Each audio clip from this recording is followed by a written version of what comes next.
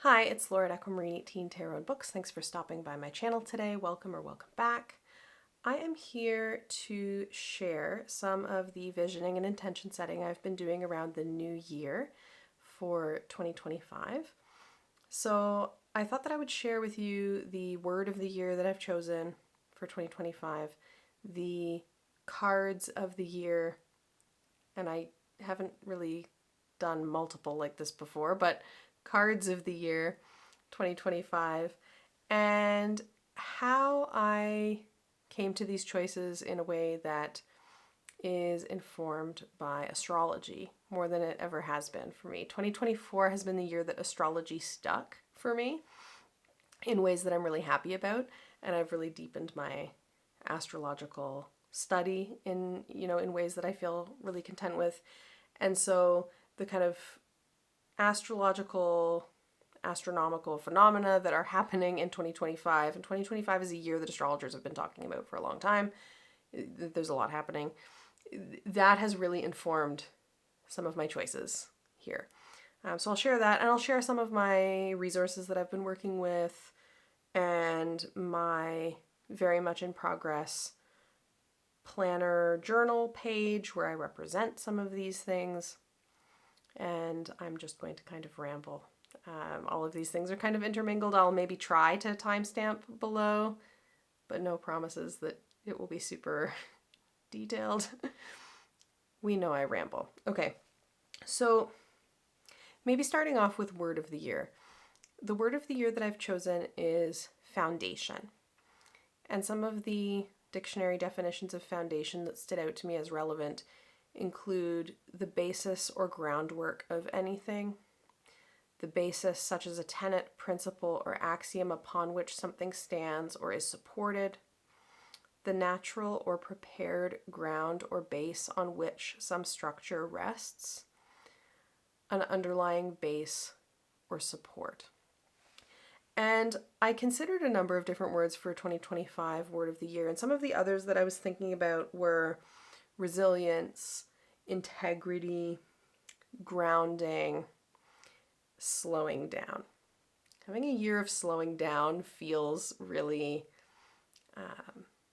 of interest to me. I've been, playing with the idea of some kind of depth year. I'm not probably going to do that in any way that I, concretize here, but definitely wanting to cultivate rhythms of practice and rhythms in my life that support me well, and support my well-being well, and my ability to keep going and keep doing the work is something that I've been thinking a lot about. And rhythm has been a word of the year for me before, and I thought a lot about the rhythms of my personal practice in terms of lunar cycles and solar cycles and things like that. Foundation feels really good to me for 2025. And when I'm thinking about foundation as my word of the year, I'm thinking about what is foundational to me. What is foundational in the context of my practice as a magical practitioner, as a druid? What is foundational to me politically? What is foundational to me ethically? What is there at the kind of core of things when all of the extra things and the extraneous things are nudged to one side for a second? What is really at the root of things? And rootedness, groundedness are also things I've been thinking a lot about going into this year.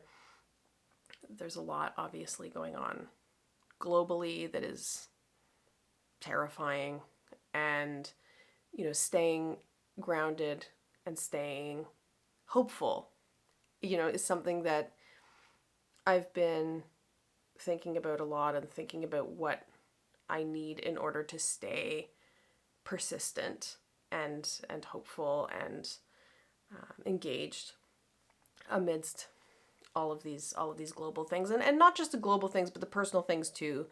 I'm definitely in a place right now where I'm dealing with some anticipatory grief, which has been hard. December has been kind of characterized by that. in terms of anticipating some losses of people who mean a tremendous amount to me. Definitely a lot of kind of climate grief, climate rage, as well. So this is kind of different levels of intensity of things that are happening, and staying grounded feels really important in that context. And so foundation for me is about supporting that. What supports me? How can I support myself well? How can I hold others up well? How can I support others well and support my own ability to do that? These are all things that I'm thinking about in terms of foundation. Last year, in terms of choosing a card of the year, I shuffled a Majors Only deck, the Mindscapes Tarot by John Rice, and I chose a card of the year from that Majors Only deck, and I chose the World card, and so I've spent 2024 with the World. And this year, I had a hard time with New Year's thinking this year. December, in my work life in particular, but also some of that personal life stuff as well, December was a bit of a shit show for me. And so I ended up intending for this lunar cycle, with the leading up to the full moon mid-January, my intention had to do a lot with, feeling into my needs and desires and taking the time to do that, and kind of giving myself this extended visioning process wherein my intention setting for 2025 is actually partly happening in early 2025, which is not typically the timing that I do these things. I usually have a word of the year chosen before the year starts, for example, and this year I didn't. And so I gave myself that time. And this year, the kind of mathematically calculated card of the year is the Hermit. And this is the Fyodor Pavlov tarot. Beautiful, beautiful deck. I don't usually necessarily spend too much time with that mathematically calculated card of the year. It has always felt like a little bit arbitrary to me, if I'm completely honest. I have tended to want to try drawing a card or picking something in some other way. And this year, I feel inclined to spend some time with the Hermit. I feel like I am definitely drawn towards hermiting right now. I took a friend and I at work recently, actually, at her encouragement, took the Myers-Briggs personality thing, and I've done this before. And every time I've done the Myers-Briggs historically, I've come out with I for introvert as my first letter, but it's always been kind of 55%, 45% introvert, extrovert, like very close. This time we took the test and introvert was out there in the 80%. I think that I'm definitely in a kind of inward trajectory in a number of ways, and so the Hermit appeals to me in that sense. The Hermit also aligns really nicely, I think, with the idea of foundation and thinking about groundwork and thinking about what I'm supported by in the sense that the Hermit, is taking time away to think about these kinds of foundational questions. And so I feel really drawn to spend some time with the Hermit this year. Again, that's the Fyodor Pavlov Hermit. So in addition to thinking about the Hermit, I've also calculated what would be my year card as I understand other folks to calculate this, which is to take the digits that comprise the month and year of my birthday and add those digits to the digits that comprise the year 2025, and to see what comes up when that happens. And when I add that up, the result that I get is the Star card, again from Fyodor Pavlov. And of course, if you were to reduce the star card down further, numerologically speaking, one would get the result of strength, or perhaps justice if you're using a deck with justice at number 8. But the 17 of the star adds to the 8 of strength, adding the 1 and the 7 together, of course. So these would be my personal cards of the year. And I've kind of decided to work with these two.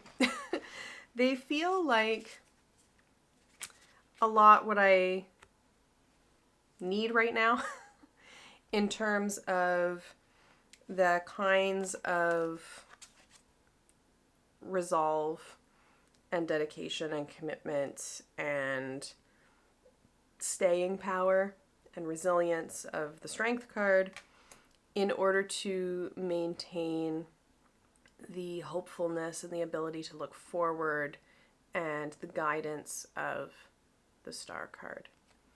In amidst Hermit year, thinking about foundation. So I've decided to make a kind of constellation of cards out of these 3 and incorporate them all into my 2025 thinking.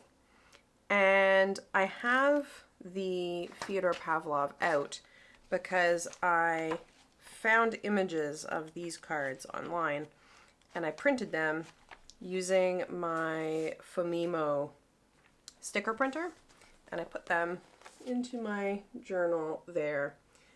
I ran out of the paper that I like for the Fomimo printer after I printed the Hermit card, so the other 2 are different. They're more kind of semi-transparent paper, so you can see the grid through, which is not my favorite versus the matte white paper, but that's my page so far. And here I'll be putting my sigil for the year with some writing and maybe some quotes if I find them to go with foundation and this particular constellation of cards that I would like to kind of focus around for the year 2025. Now, as I mentioned, the astrology of the year I feel like has really influenced my thinking. And in terms of learning about astrology and particularly thinking about upcoming transits for 2025, there's a couple of things that I've been really relying on. One is my Honeycomb Personal Almanac, which I've shown before. These are really great. They have not just the mundane transits, but the natal transits as well, color coded. They are kind of pure data, so they're not going to teach you astrology, right? They don't have kind of lessons in them or anything like that, but they have a lot of good data. And each month starts with a page like this. This is February, that shows you the transits of the month keyed to your chart. So the chart is oriented such that, my rising sign of Sagittarius is in the first house position. So I can easily see here, for example, in February, the sun is transiting Aquarius, which is my 3rd house, and Pisces, which is my 4th, in a really, easily visible way. It gives you the lunations of the full and new moon. It gives you some stations. It gives you the list of transits there. So this is really useful, and I'm using this to kind of track my experience of these different transits and also to keep some notes from different forecasts of what's kind of coming up in 2025. And of course, the forecasts are not personalized to me, but they're good information. And the forecasts that I have engaged with that I really recommend. One is called The Magic of Change Year Ahead Forecast by the Stars Dance Mystery School. This is something that I'm a part of on Patreon that I really love. And it's a community of folks learning astrology together in a queer and liberatory kind of a framework. And there's a Discord server that's really supportive and friendly. There is a daily forecast focused on the moon and the aspects of the moon that is really beautiful to read, and reading it every day has become a part of my life. And they do this Magic of Change forecast every year. I think the title changes year to year, but they do a forecast of all of the different kind of transits of note in relation to different lunar cycles. And that you can watch, without joining the Patreon at all. So I'll link that below because it is on YouTube. What the patrons got is a booklet of the different information from that forecast. So for each lunar month, you get transits of note and some moon magic ideas for practices at the new and full moon. Really like that. I also, of course, love the Astrology podcast, and I'll link that below. There is a overview 2025 forecast that they've been doing for a number of years, where Chris Brennan, who's the host of the podcast, has Austin Kopach on, and they talk about the coming year.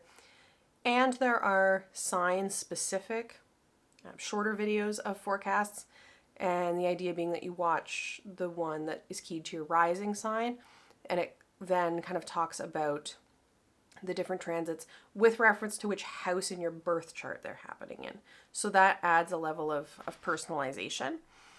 And 2025, as mentioned, is a year that astrologers have been looking at because there's a lot of changes. Notably, all of the outer planets, Pluto, Uranus, and Neptune, all change signs in 2025, which doesn't obviously always happen given how long each of these planets stays in a given sign. They're very far away. As such, they're slow moving in a chart. All three change signs, so it's a big kind of shift year, right? And in particular, something that I've noticed looking at the different transit kind of visuals that different folks have made is that there is a lot of movement this year of planets along the boundary between Pisces, the last sign of the zodiac, and Aries, the first sign of the zodiac. That line between Pisces and Aries, there are a number of things happening there in 2025. There is a Mercury retrograde in that area. There is a number of Mercury retrogrades every year, of course, but one of them is there. There is a Venus retrograde there this year. There is a Saturn retrograde there this year. There is a Neptune retrograde there this year. So all of those planets are kind of moving between Aries and Pisces, back to Pisces and forward to Aries again in, at different times. There's also eclipses, right? The eclipses in Aries in late March and Pisces in early September. So that area of the sky, a lot is happening. And this has informed my visioning for 2025 because for me, Pisces is my fourth house. It's an angular house. And the fourth house is the subterranean house, right? Related to home and the private. And I would say foundations, like what is foundational? What is one's roots? All of these things have to do with the fourth house. And so there's a lot of motion, big motion in that area, including of Saturn, which is my Time Lord of the year, which has been challenging as fucking challenging. Saturn,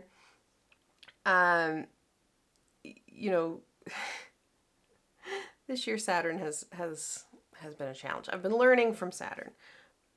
Anyway, there's a lot going on there, right?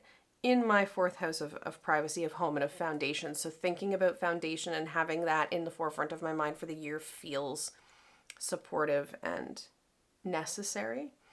In addition to this angular point being there, the IC opposite the midheaven being down in the fourth house there, I also have Jupiter, which is my chart ruler, because my first house, my rising sign, is Sagittarius. The ruler of Sagittarius is Jupiter. That makes Jupiter my chart ruler. My Jupiter is in the 0 degree and some minutes in that first degree of Aries.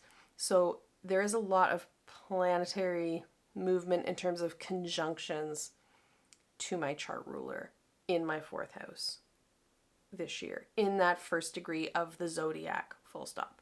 So this is, I feel like, suggestive of a potential for a lot of upheaval, a lot of change, a lot of different kinds of dynamics going on there. Not certainly not all negative by any means, but definitely with a propensity to be challenging.